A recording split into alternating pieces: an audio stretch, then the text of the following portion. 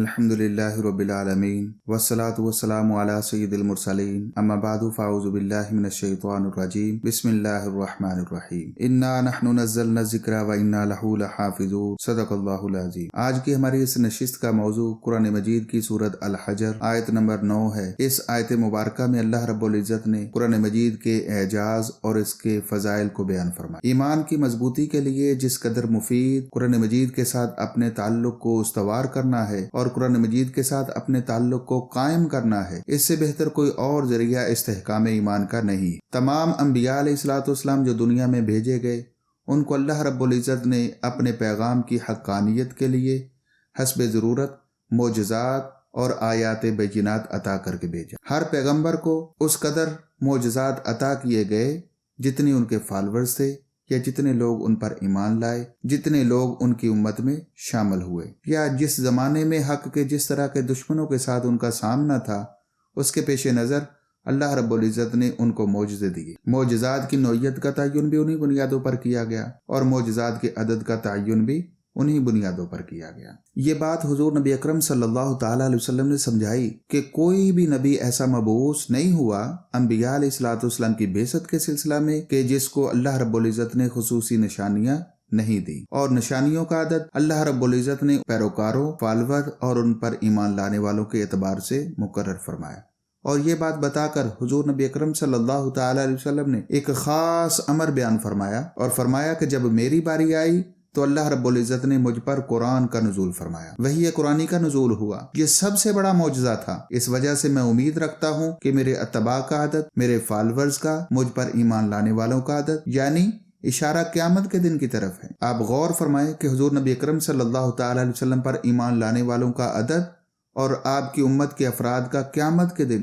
جمیع انبیاء علیہ الصلوۃ والسلام کی امتوں کے مقابلے میں سب سے زیادہ ہو۔ یہ جو آپ پر ایمان لانے والوں کا عدد کا سب امتوں سے زیادہ ہونا، اس کو اللہ رب العزت کی نازل کردہ وحی قرآنی کے ساتھ جوڑا گیا، جس کا مطلب یہ ہے کہ قرآن مجید کی صورت میں اللہ رب العزت نے حضور نبی اکرم صلی اللہ تعالی علیہ وسلم کو ایک ایسا معجزہ عطا کیا جو قیامت تک زندہ و تابندہ رہے گا۔ اور معجزات انبیاء علیہ الصلوۃ والسلام کو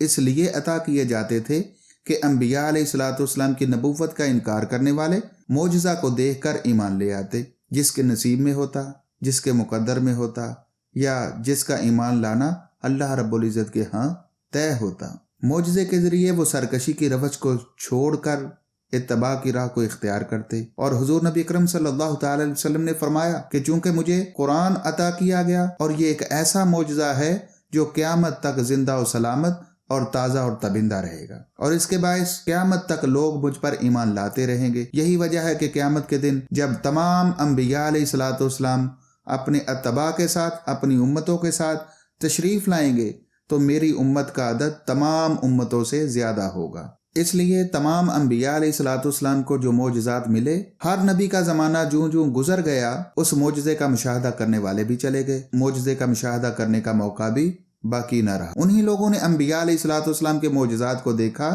جو اس زمانے میں زندہ تھے۔ ان انبیاء علیہ الصلوۃ والسلام کو جو معجزات عطا کیے گئے، ان میں سے کوئی بھی ایک معجزہ ایسا نہیں تھا کہ ان کا زمانہ بعثت گزر جانے کے بعد اگلے زمانوں میں بھی وہ معجزہ زندہ و تابندہ رہے اور اس معجزے کو لوگ دیکھ سکیں، اور اس کے اعجاز کے باعث لوگ تسلسل کے ساتھ اس نبی پر آنے والے زمانوں میں بھی لوگ ایمان لاتے رہیں۔ اس لیے تمام انبیاء علیہ الصلوۃ والسلام کے معجزات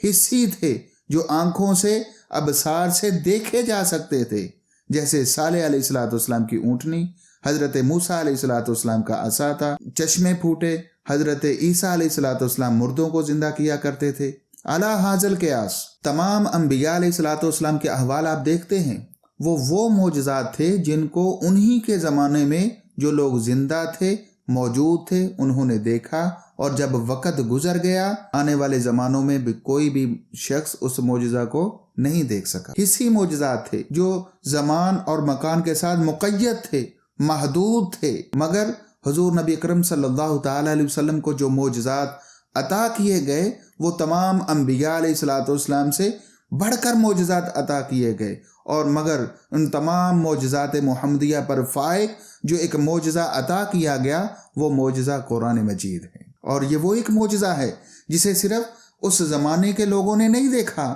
بلکہ قیامت تک جتنے زمانے اب تک آ چکے ہیں اور جو آتے رہیں گے، ہر زمانے کے لوگ اس معجزے کو دیکھتے رہیں گے۔ اسی وجہ سے آپ کی اتباع کرنے والے سب سے بڑھ جائیں گے۔ یہ جو ایک معجزہ ہے اس کو صرف سر کی آنکھوں سے نہیں دیکھا جا رہا، قرآن کو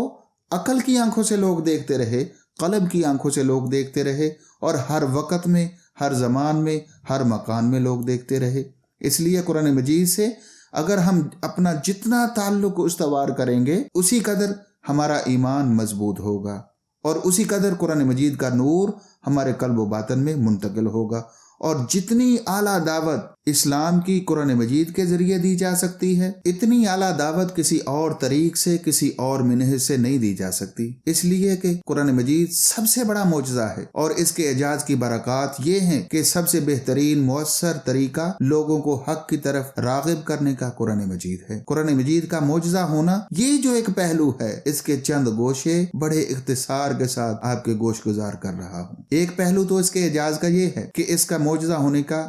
یہ ہے کہ جوں ہم قرآن پڑھیں گے، قرآن مجید کا فہم حاصل کریں گے، اس کی تلاوت کریں گے، اس کے معنی اور معرف کو سمجھیں گے، اس کے مفہوم کو سمجھیں گے، اور اس کو ترجمے کے ساتھ پڑھیں گے، اس کو تفسیر کے ساتھ پڑھیں گے، اس کے معنی اور معرف سے آگاہی حاصل کریں گے، اور کثرت کے ساتھ اس کو ہم پڑھتے رہیں گے، بار بار پڑھتے رہیں گے، ہر بار قرآن مجید کی تلاوت سے، قرآن مجید کے معنی اور معرف پر غور و فکر، تدبر اور تفکر سے ہر بار قرآن مجید کی عظمت کے نئے نئے گوشے اجاگر ہوتے رہیں گے، اور ہر بار قرآن مجید سے ایک نیا تعلق صاحب ایمان کا استوار ہوگا۔ ہر بار قرآن مجید ایمان کے اندر ایک نئی لذت اور نئی روح پھونک دے گا۔ جتنی کثرت کے ساتھ، تکرار کے ساتھ قرآن مجید کو پڑھیں گے، قرآن مجید کو آپ سمجھیں گے، قرآن مجید کے معنی اور معرف پر غور و فکر کریں گے، ہر بار قرآن مجید ایک نیا نور عطا فرمائے گا، آپ کے فہم میں، آپ کی معرفت میں ایک نئی جلا عطا کرے گا، آپ کے ایمان کی زندگی میں ایک نئی فریشنس، ایک نئی تازگی عطا کرے گا، آپ کے اندر ایک نیا یقین، ایک نیا ولولہ، ایک نیا ذوق، ایک نیا شوق عطا کرے گا، اور اللہ رب العزت کی طرف سے اور آخرت کی طرف مزید ہر لمحے قرآن مجید کے مطالعہ سے آپ کو قریب تر قرآن کرتا چلا جائے گا، اور قرآن مجید کی عظمت کے بے شمار پہلوؤں میں سے ہر پہلو آشکار ہوتا رہے گا۔ قرآن کی خوبیوں میں سے، اس کے اعجاز کے مختلف پہلوؤں میں سے ایک عظیم پہلو یہ ہے کہ قرآن مجید نے جا بجا کفار و مشرکین عرب کو جب نازل ہو رہا تھا،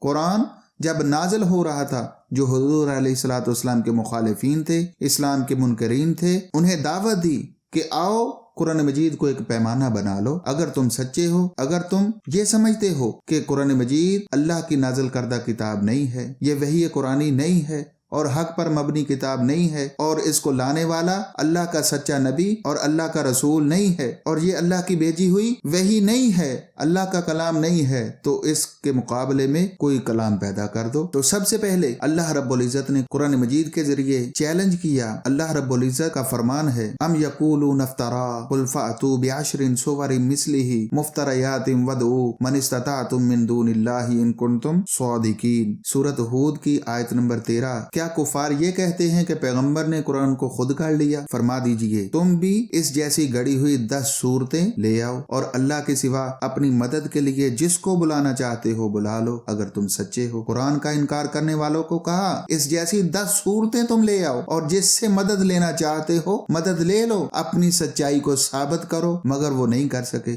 قرآن مجید نے اس دعوے کو روائز کیا، وَإِن كُنتُمْ فِي رَيْبٍ مِّمَّا نَزَّلْنَا عَلَىٰ عَبْدِنَا فَأْتُوا بِسُورَةٍ مِّن مِّثْلِهِ وَادْعُوا شُهَدَاءَكُم مِّن دُونِ اللَّهِ إِن كُنتُمْ صَادِقِينَ۔ سورۃ بقرہ کی آیت نمبر 23۔ تمہیں اس کتاب میں کوئی شک ہو جو ہم نے اپنے خاص بندے پر نازل کی، تم اس جیسی ایک صورت بنا لاؤ، اور اللہ کے سوا اپنے سب مددگار ان کو بلا لو اگر تم سچے ہو۔ مزید ان کے لیے آسانی پیدا فرما دی۔ پہلے 10 صورتوں کا چیلنج کیا تھا، اب ایک صورت کا اللہ اللہ رب العزت کی طرف سے حکم آ گیا کہ تم خواہ کسی ایک چھوٹی سے چھوٹی صورت اس کے مقابلے میں ہی کوئی ایک صورت پیدا کر دو جو عربی زبان میں ہو، جو اس طرح کے فصاحت و بلاغت والی ہو، اور پھر فرمایا جہاں جہاں سے مدد لینا چاہتے ہو لے لو، اپنا سچا ہونا ثابت کر دو۔ پھر قرآن مجید نے بتکرار کہا فَإِن لَّمْ تَفْعَلُوا وَلَن تَفْعَلُوا فَاتَّقُوا النَّارَ الَّتِي وَقُودُهَا النَّاسُ وَالْحِجَارَةُ أُعِدَّتْ لِلْكَافِرِينَ، سورۃ بقرہ کی آیت نمبر 24۔ پس اگر تم نے نہ کیا اور تم ہرگز نہیں کر سکتے تو اسے سچا مان کر اس آگ سے بچو جس کا ایندھن انسان اور پتھر ہے، جو کافروں کے لیے تیار کی گئی ہے۔ اگر تمہیں تھوڑا سا بھی شک ہے اس قرآن کے حق ہونے میں، اس ایک سورت جیسی سورت لکھ دو، پیش کر دو۔ نہیں کر سکے، پھر قرآن مجید نے ان کو کہا قُلْ إِنِ اجْتَمَعَتِ الْإِنسُ وَالْجِنُّ عَلَىٰ أَن يَأْتُوا بِمِثْلِ هَٰذَا الْقُرْآنِ لَا يَأْتُونَ بِمِثْلِهِ وَلَوْ كَانَ بَعْضُهُمْ لِبَعْضٍ ظَهِيرًا، سورۃ بنی اسرائیل کی آیت نمبر 88۔ فرما دیجئے کہ تم تمام انسان اور جنات اس بات پر جمع ہو جائیں کہ وہ اس قرآن کی مثل کوئی دوسرا کلام بنا دیں۔ فرما دیجئے کہ تمام انسان اور جنات اس بات پر جمع ہو جائیں کہ وہ اس قرآن مجید کی مثل کوئی دوسرا کلام بنا لائیں تو بھی وہ اس کی مثل نہیں لا سکتے، اگرچہ وہ ایک دوسرے کے مددگار بھی بن جائیں۔ پوری روئے زمین پر جتنے جن و انس موجود ہیں ساروں کو لے لو۔ اللہ رب العزت نے ان کو ایک اور چھوٹ دے دی کہ روئے زمین پر جتنے بھی انسان ہیں، جتنے بھی جن ہیں، تمام انسان اور جنوں کو اکٹھا کر لو، ساروں کو لے لو، اس جیسی کوئی صورت وضع کرنا چاہیں تو نہیں کر سکیں گے۔ یہ چیلنج کیا بار بار اللہ رب العزت نے قرآن کی حقانیت کو اور رسول اکرم صلی اللہ تعالی علیہ وسلم کی حقانیت کو ثابت کرنے کے لیے یہ چیلنج کیا، بار بار اللہ رب العزت چیلنج کر رہا تھا کہ اس کی کسی ایک خواہ چھوٹی سے چھوٹی صورت اس کے مقابلے میں کوئی صورت وضع کر دو۔ اللہ رب العزت نے ارشاد فرمایا قُلْ هَاتُوا بُرْهَانَكُمْ إِن كُنتُمْ صَادِقِينَ، سورۃ بقرہ آیت نمبر 111۔ اگر تم سچے ہو تو کوئی دلیل پیش کر دو۔ اور یہ کہہ کن کو رہا تھا؟ چیلنج کن کو کیا جا رہا تھا؟ چیلنج ان کو کیا جا رہا تھا جو فصاحت میں، بلاغت میں، کلام میں، حسن تعلیف میں اپنے آپ کو پوری دنیا میں سب سے فائق سمجھتے تھے۔ ہاں، وہ ماہر تھے طرح طرح کا کلام پیش کرنے میں، وہ فی البدیع کلام کرتے، فی البدیع خطاب کرتے، وہ ہر مقام پر خطاب کرتے، لوگوں کی مداح کرتے، بے ساختہ کلمات کے ساتھ لوگوں کی مداح کرتے، آسمان پر بٹھا دیتے، جس کو گرانا چاہتے گرا دیتے، کسی کو اٹھاتے، کسی کو کم تر ثابت کرتے۔ ان کے کلام میں ایک جادو تھا، شہروں کے اندر عربی نظم اور نثر ان پر مہارت رکھنے والوں کے لوگوں کا ایک الگ جادو تھا، اور دیہاتوں کے رہنے والے تھے، ان کے کلام کی الگ خوبیاں تھیں، ان کی الگ رعنائیاں تھی اور الگ مہارت تھی۔ بلاغت پہ ان کو کمال تھا، فصاحت پر ان کو کمال تھا، اور ان کے حسن تعلیف پہ ان کو کمال تھا، الفاظ کو وضع کرنا، چننا ان کو اس پر کمال تھا۔ وہ عربی زبان میں، نثر میں، نظم میں ایسا کلام پیش کرتے کہ چشمے بہتے ہوں، دریا بہتے ہوں، ہر باب میں، ہر فن میں وہ داخل ہوتے، ہر فصل میں وہ داخل ہوتے، دنیا کو دنگ کر دیتے۔ ان کا فن اپنے عروج پر تھا، نظم میں بھی وہ کلام کرتے، نثر میں بھی وہ کلام کرتے، اور ان کے فنون پر کوئی انگلی نہیں اٹھا سکتا تھا۔ ان کی مہارت پہ ان کو کمال تھا، ان کے فنون پر کوئی انگلی نہیں اٹھا سکتا تھا، ان کی مہارت پہ یہ کمال تھا۔ ایسے لوگوں کو چیلنج کیا جا رہا تھا کہ تم ایک چھوٹی سی چھوٹی صورت 3 آیتوں پر مشتمل ایسی صورت وضع کر دو جیسے صورت کوثر ہے۔ اس کے مد مقابل فصاحت و بلاغت کے تو اتنے بلند پہاڑ، لاجواب مہارت تمہاری، ایک چھوٹی سی صورت 3 جملوں پر مشتمل وضع کر دو جس میں قرآن مجید کی فصاحت اور بلاغت جیسی خوبیاں ہوں، رعنائیاں ہوں۔ قرآن مجید کو آپ پڑھیں گے، سمجھیں گے تو معلوم ہوگا کہ اس کی عظمت کیا ہے، آپ کے ایمان کو کتنی تقویت ملے گی، اور کس طرح قرآن مجید کی آیات کو محکم بنایا گیا، قرآن مجید کی آیات کو ایک دوسرے کے ساتھ کس طرح ان کا تعلق ہے، کس طرح قرآن مجید کے کلمات کو ایک ایک کلمہ دوسرے کلمے سے بالکل فصل ہے، اس کی جدا ہے، کس طرح قرآن مجید کی بلاغت سے عقلیں دنگ رہ جاتی ہیں، اور اس کی فصاحت پر کس طرح زبانیں بند ہو جاتی تھیں۔ قرآن مجید کے کلام میں اعجاز کیسا ہے، اس میں حقیقت کا بیان کس طرح ہے، مجاز کا بیان کس طرح ہے۔ قرآن مجید میں آیات کی ابتدا کس طرح ہوتی ہے، اس کے مطالعے کیسے ہیں، اس کی آیات ختم کہاں پہ ہوتی ہیں، اس کے مقاطع کیسے ہیں، اس کے بیان کے اندر کیا کیا خوبیاں ہیں، اور کس طرح کا اعتدال ہے، کس طرح کا انطباق ہے، کس طرح کا حسن ہے، کس طرح کی خوبیاں ہیں، کس طرح کا بیان ہے۔ جتنا زیادہ قرآن مجید کو آپ پڑھیں گے، ڈوب کر اس کا معنی سمجھیں گے، اس کی لغت کو سمجھیں گے، عربی زبان کو سمجھیں گے، اس کو خوبصورت طریقے سے سنیں گے، پڑھیں گے، سمجھیں گے، تو قرآن مجید کی عظمت کے نئے نئے پہلو آشکار ہوں گے، اور آپ کے ایمان کو اور زیادہ مضبوطی اور طاقت عطا ہوگی۔ وہ جو پوری دنیا کے ماہر تھے، عرب اپنی زبان میں، اپنے کلام میں، اور قرآن مجید کے مقابلے میں چند جملے لانا تو دور کی بات، سوائے اس کے وہ کچھ نہ کہہ سکے کہ جو ہی قرآن مجید کی آیتیں اترتی کہتے یہ تو ایک جادو ہے، بس یہ الزام لگا دیتے، اور یہ کلام پیش کرنے والا پیغمبر اس کو کہتے یہ جادوگر ہے، کبھی کہہ دیتے یہ بہتان ہے، پرانے زمانوں کے قصے اور کہانیاں ہیں، کبھی کہتے ہمارے دلوں پر غلاف ہے، یہ بات محمد صلی اللہ تعالی علیہ وسلم ہمارے دلوں میں نہیں داخل ہونے والی، کبھی کہتے ہمارے کان بند ہیں، آپ کا کلام ہمارے کانوں میں داخل نہیں ہوگا، کبھی لوگوں سے کہتے کہ اس قرآن کو نہ سنو۔ یعنی یہ اندازہ کر لیں کتنی بے معنی اور بے مقصد قسم کی تان و تشنیع وہ لوگ کرتے، مگر فن کی مہارت کے باوجود ایسا ان سے نہ ہو سکا کہ اس کی مثل چند جملے لے آتے۔ قرآن بار بار چیلنج کر رہا تھا، بار بار دعوت دے رہا تھا، اگر اس کے مد مقابل اس کی مثل 2-4 جملے، 8-10 جملے، ایک آیت، ایک چھوٹی سورت اس کے مقابلے میں وضع کر دیتے تو حضور نبی کرم صلی اللہ تعالی علیہ وسلم کی نبوت کے سامنے بہت بڑی دلیل کے ساتھ وہ پیش ہو جاتے، اور اسلام کے فروغ کی راہ میں بہت بڑی رکاوٹ کھڑی کر دیتے، بہت بڑی رکاوٹ بن جاتے، مگر یہ کام ان سے نہ ہو سکا۔ تلواریں اٹھا لی انہوں نے، اب تلواروں کے ساتھ لڑنا، اپنی گردنیں کٹوانا، خون بہانا، کتنے لوگ مر جاتے تھے، واصل جہنم ہوتے۔ یعنی مشکل وادی کی طرف گئے، جو کام ان کے لیے آسان تھا وہ کام، یعنی قرآن کی مثل چند جملوں کا لے آنا، چند ابواب کا لے آنا، چند فصلوں کا لے آنا، وہ آسان کام تھا، اس وادی میں قدم نہیں رکھا جو کہ ان کے لیے ممکن ہی نہیں تھا، مشکل کام کی طرف گئے، جنگیں لڑیں، خون بہائے، مگر قرآن کی مثل کوئی کلام پیش نہ کر سکے۔ پھر قرآن مجید نے کیا غیب کی خبریں دی ہیں، امور ماضیہ کے متعلق بھی، پہلے زمانوں سے متعلق بھی، پہلی امتوں کے متعلق اور اقوام سے متعلق بھی، پہلی شریعتوں کے متعلق بھی اور آنے والے زمانوں سے متعلق بھی، ایسے ایسے قصص اور واقعات بیان کیے ہیں، اور اہل کتاب موجود تھے، یہود موجود تھے، نصارہ موجود تھے، ان کی کتابوں میں کچھ واقعات موجود تھے، رد کرنے کے لیے اگر ایک چھوٹی سی چیز بھی ان کے ہاتھ آ جاتی تو وہ رد کر دیتے، کہہ دیتے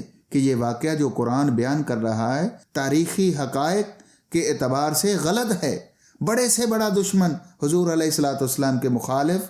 سازشیں تو کرتا رہا، مگر قرآن کے بیان کردہ وقائع اس میں سے کوئی ایک واقعہ اس کو غلط ثابت نہ کر سکا۔ قصص الانبیاء علیہ الصلوۃ والسلام بیان ہو رہے تھے۔ حضور علیہ الصلوۃ والسلام نے نہ کبھی بائبل پڑھی تھی، نہ کبھی ان ملکوں کے سفر کیے، نہ کوئی استاد تھا، نہ کسی مدرسہ گئے، نہ کسی مکتب میں گئے، نہ لکھنے کا کام کیا، نہ پڑھنے کا کام کیا۔ موسیٰ علیہ الصلوۃ والسلام کی زندگی کی خبریں قرآن بیان کر رہا ہے، موسیٰ اور فرعون کے واقعات کو بھی قرآن بیان کر رہا ہے، موسیٰ علیہ الصلوۃ والسلام اور خضر علیہ الصلوۃ والسلام کے واقعات کو قرآن بیان کر رہا ہے، حضرت یوسف علیہ الصلوۃ والسلام اور ان کے بھائیوں کے قصص وہ بھی سارے کے سارے قرآن میں بیان ہو رہے ہیں۔ قرآن مجید میں اصحاب کہف کے واقعات بھی بیان ہو رہے ہیں، ذوالقرنین کے واقعات بیان ہو رہے ہیں، لقمان علیہ الصلوۃ والسلام اور ان کے بچوں کے واقعات بیان ہو رہے ہیں۔ یعنی اس طرح کے بے شمار واقعات، سلیمان علیہ الصلوۃ والسلام کے قصص، داؤد علیہ الصلوۃ والسلام کے قصص، ابراہیم علیہ الصلوۃ والسلام کے، اسماعیل علیہ الصلوۃ والسلام کے، اسحاق علیہ الصلوۃ والسلام کے، نوح علیہ الصلوۃ والسلام کے، یعنی آپ دیکھتے چلے جائیں وہ واقعات جن پر بائبل بھی بیان کرتی ہے۔ وہ علماء جو یہود کے تھے، وہ اہل کتاب، وہ اس سے آگاہی رکھتے تھے، اور حضور علیہ الصلوۃ والسلام نے کوئی ایک واقعہ کتاب سے نہیں پڑھا تھا، اس لیے امی کا بار بار لقب دیا جاتا تھا۔ کہ امی ہیں، آقا علیہ الصلوۃ والسلام کے امی ہونے پر بھی کوئی چیلنج نہ کر سکا کہ نہیں یہ ایسے ہی کہہ رہے ہیں، یہ تو فلاں استاد سے پڑھتے رہے، فلاں فلاں کتاب پڑھتے رہے، فلاں مدرسے میں پڑھتے رہے۔ بڑے سے بڑا دشمن بھی اس کو یہ معلوم تھا، اور چھوٹے سے چھوٹے دشمن کو بھی یہ بات اس کا اقرار تھا کہ امی ہے، کسی سے کوئی کتاب نہیں پڑھی، کسی سے کوئی چیز نہیں پڑھی، کہیں سے بھی کوئی علم نہیں سیکھا۔ ہاں جو کچھ سیکھا ہے وہ صرف اور صرف اللہ وحدہ لا شریک سے سیکھا ہے۔ اللہ رب العزت نے ارشاد فرمایا هو الذی بعث فی الامیین رسولا منہم یتلو علیہم آیاتہ ویزکیہم ویعلمہم الکتاب والحکمہ وان کانوا من قبل لفی ضلال مبین۔ سورۃ الجمعہ آیت نمبر 2۔ وہی ہے جس نے ان پڑھ لوگوں میں سے انہی میں سے ایک باعظمت رسول صلی اللہ تعالی علیہ وسلم کو بھیجا، اور ان پر اس کی آیتیں پڑھ کر سناتے ہیں، اور ان کے ظاہر اور باطن کو پاک کرتے ہیں، اور انہیں کتاب و حکمت کی تعلیم دیتے ہیں۔ بے شک وہ لوگ ان کے تشریف لانے سے پہلے کھلی گمراہی میں تھے۔ اور پھر واقعات بیان کر رہے ہیں، اور کوئی بڑے سے بڑا دشمن بھی یہ نہیں کہہ سکا واقعہ میں غلطی ہے۔ تو یہ قرآن مجید آپ پڑھیں گے، اس کے ساتھ قربت حاصل ہوگی، تو آپ کو اندازہ ہوگا کہ قرآن مجید نے کس طریقے سے حقائق بیان کیے ہیں۔ یہ تو ماضی کی اخبار تھی، آنے والے زمانوں کی جو مستقبل کے غیوبات ہیں قرآن مجید وہ بھی بیان کر رہا تھا۔ یعنی مکہ فتح ہونے کی خبریں قرآن پہلے بیان کر رہا تھا۔ اس کی خبر دے دی تھی جب حدیبیہ سے عمرہ کیے بغیر معاہدہ کر کے 10 سال کا امن کا معاہدہ کر کے واپس پلٹ رہے،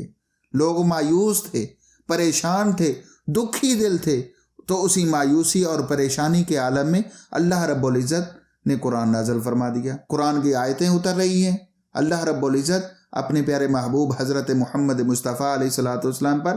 قرآن نازل ہو رہا ہے، جبکہ حدیبیہ سے صلح کر کے 10 سال کا امن کا معاہدہ کر کے عمرہ کیے بغیر واپس آ رہے ہیں، اور اللہ رب العزت قرآن میں فتح مکہ کی خبریں دے رہا ہے۔ ارشاد فرمایا انا فتحنا لک فتحا مبینا،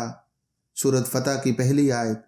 اے حبیب مکرم صلی اللہ تعالی علیہ وسلم، بے شک ہم نے آپ کے لیے اسلام کی روشن فتح اور غلبہ کا فیصلہ فرما دیا، اس لیے کہ آپ کی عظیم جد و جہد کامیابی کے ساتھ مکمل ہو جائے۔ فتح مکہ کی خبر قرآن نے پہلے دے دی، فتح ان قریب آنے والی ہے، فتح مکہ کی خبر پہلے دے دی، اور فرمایا لَتَدْخُلُنَّ الْمَسْجِدَ الْحَرَامَ إِنْ شَاءَ اللَّهُ آمِنِينَ مُحَلِّقِينَ رُؤُوسَكُمْ، مسجد حرام میں آپ داخل ہوں گے، روم مغلوب ہو جائے گا، اس کی خبر پہلے دے دی، اور کچھ سالوں بعد پھر روم غلبہ پا لے گا، اس کی خبر دے دی۔ بدر میں کفار و مشرکین کی جو شکست ہوگی، اس سے قبل حتیٰ کہ ہجرت مدینہ سے بھی قبل بدر کی شکست کی خبر پہلے قرآن دے رہا ہے۔ الغرض بہت سے ایسے واقعات ہیں جو قرآن مجید میں مستقبل کی خبروں کے حوالے سے بتا دیے، اور آنے والے وقتوں کی اور چند سالوں کے بعد وہ سارے کے سارے واقعات جو جیسے جیسے قرآن نے بتلائے تھے منو ثابت ہوتے چلے آ رہے ہیں۔ اور یہ پوزیشن آج تک ہے کہ کوئی ایک ایسا واقعہ جو قرآن نے بیان کیا ہو وہ ثابت نہیں ہوا ہو۔ پھر آنے والے زمانے میں جوں جوں نئے نئے علوم کا انکشاف ہوتا جا رہا ہے اور انسانی عقل، انسانی علم آگے بڑھتا جا رہا ہے، قرآن مجید کے بیان کردہ حقائق ایسے ہیں اس کائنات سے متعلق اور انسان کے متعلق اور وسیع کائنات کی وسعتوں کے متعلق کئی حقائق ایسے ہیں کہ جوں جوں زمانہ آگے بڑھتا جا رہا ہے، نئے نئے انکشافات، اکتشافات، قرآن کے بیان کردہ حقائق اس کو سچا ثابت کرتے چلے جا رہے ہیں۔ قرآن مجید کی حقانیت آنے والے وقت میں ثابت ہوتی چلی جا رہی ہے۔ پھر قرآن مجید کو پڑھنے کا شوق پیدا کریں، ذوق پیدا کریں۔ اس کی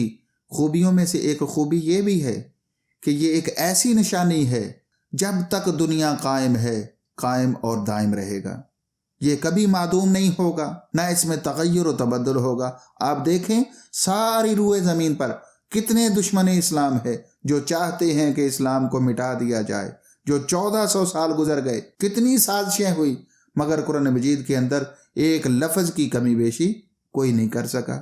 اگر کوئی کچھ الفاظ کے ساتھ کمی بیشی کے ساتھ، کچھ فرق کے ساتھ قرآن مجید افریقہ میں چھپ جاتے،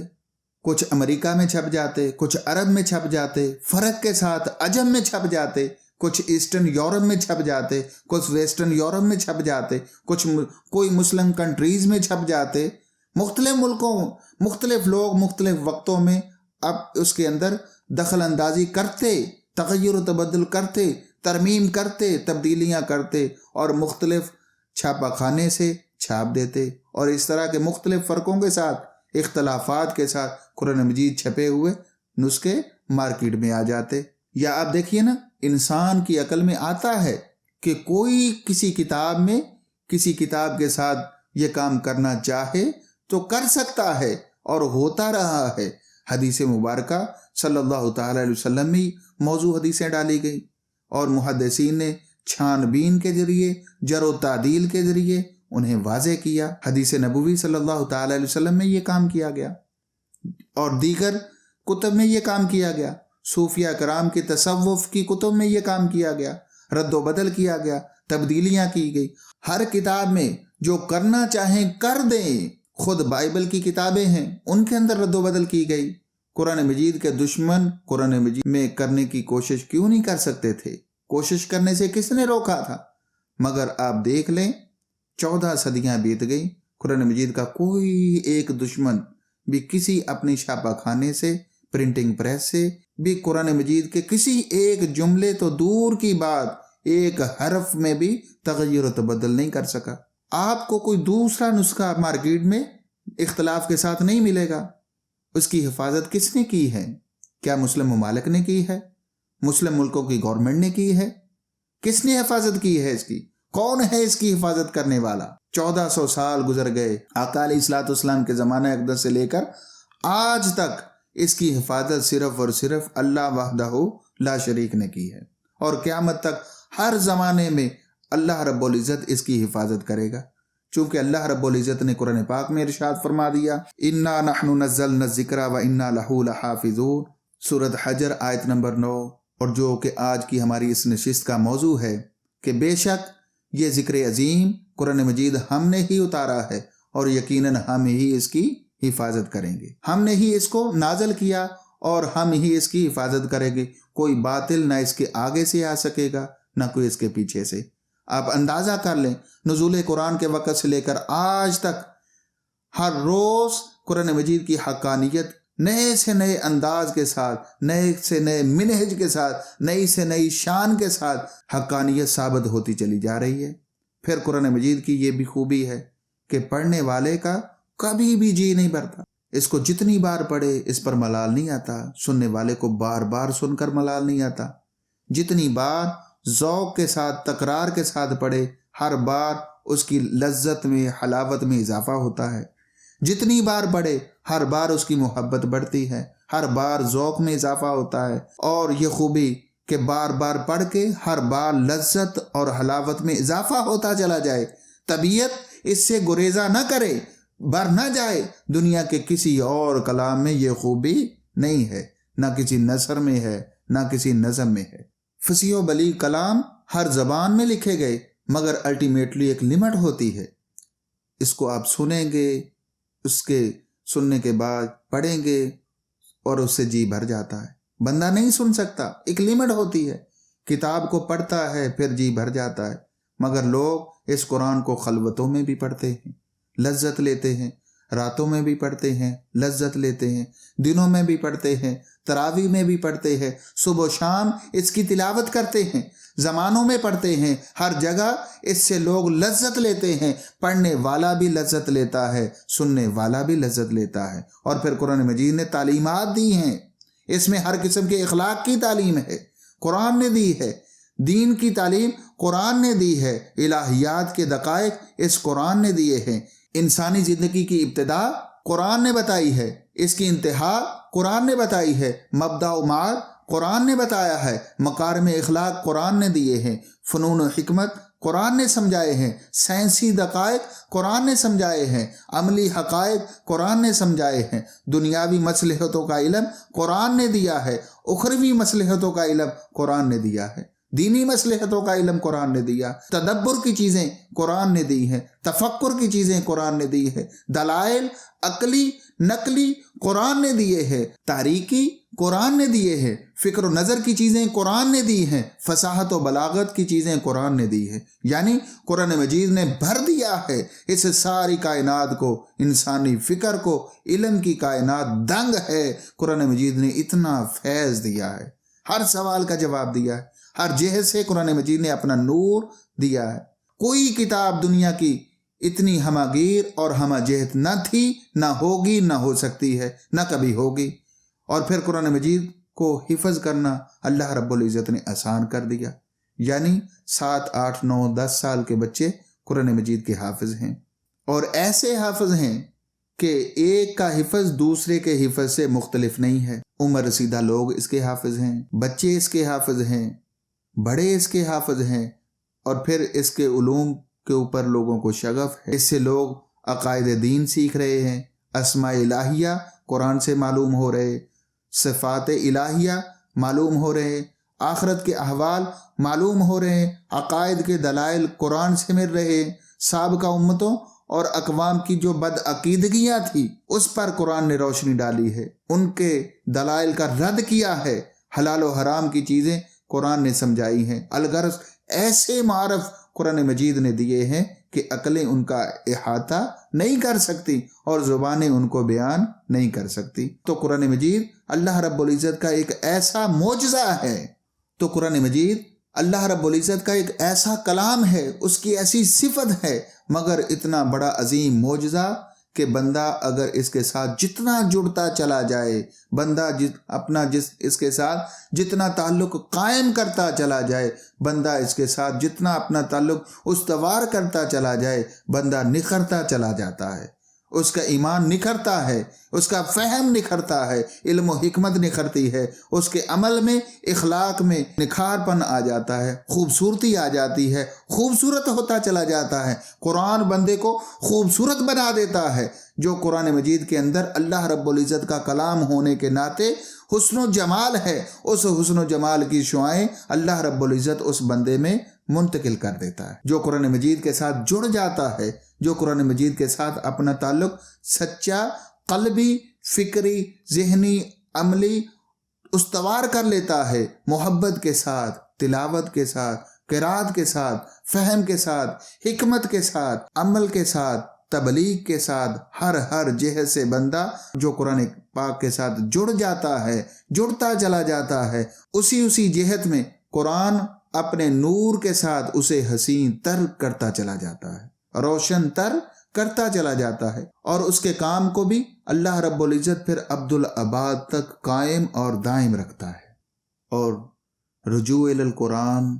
تعلق بالقرآن، ان چیزوں پر فوکس کریں۔ ہماری قوم مجموعی طور پر اور انفرادی طور پر بھی قرآن مجید سے دور ہے، بہت دور چلی گئی۔ مسلمان ہو کر جو طبقہ، جو معاشرہ قرآن مجید سے جتنا دور ہوگا وہ ایمان سے بھی دور ہوگا، کمزور اور محروم بھی ہوگا، دنیا و آخرت کی نعمتوں سے بھی محروم ہوگا۔ پوری زندگی اپنی قرآن مجید کے ساتھ تعلق کو استوار کر کے گزاریں۔ اللہ رب العزت دنیا و آخرت کی نعمتوں سے اور برکتوں سے ہم سب کو مالا مال فرمائے۔ وما علینا الا البلاغ۔ والسلام ورحمۃ اللہ وبرکاتہ۔